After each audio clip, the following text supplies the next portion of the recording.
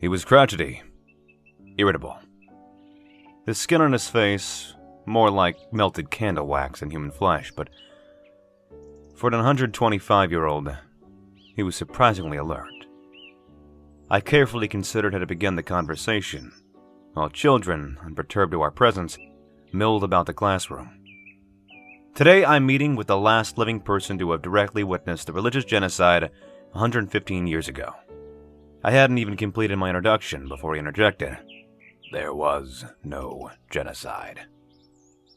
I understand that's your position. I was there, where it allegedly happened, he said, swirling his cane in our surroundings. When it allegedly happened. As a member of the religious group that was allegedly persecuted. I'm still alive, and I tell you firmly, there was no genocide. I bit my lip, watching children dutifully recite the Pledge of Allegiance, hands at their hearts. There are photographs, easily faked.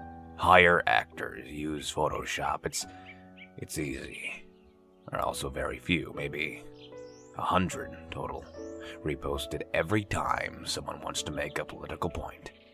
They say the state censored evidence. There were more photographs, but they were expunged from the historical record. Hogwash, he spat. When the radicals took power, they falsified documents to demonize their forebears. There were internment camps, he sighed. They were for our own good.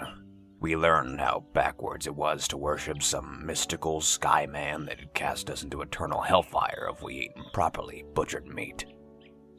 The reason there are barely any religious adherents today is because we embraced modernity, not because the state murdered us.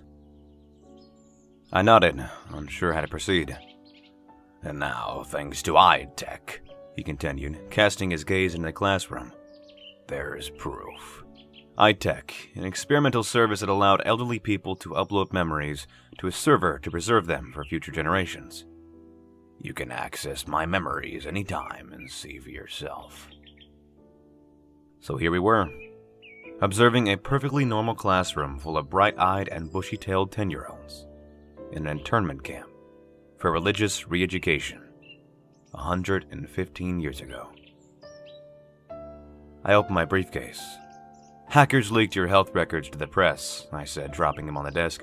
They indicate a family history of Alzheimer's disease. He didn't react. Do you actually remember this, or just trust their memories that iTech provides? He smirked. Why would iTech create fake memories? Maybe they're bigots. He shrugged. Look, I'm the last person to see the internment camps. This is how I remember them. If we can't trust our own memories, what can we believe? I had no answer. But even if you're right, isn't this a more pleasant past than what they would teach in school? I recalled the historical photographs. Hollow faces peeking from behind chain-link fences. Piled corpses, fresh from the incinerator, smoking in the snowbanks. We watched sunbeams filter through the window pane. Children happily stacked blocks and carefully colored at the desk. It was pleasant. Maybe there was no genocide, I conceded.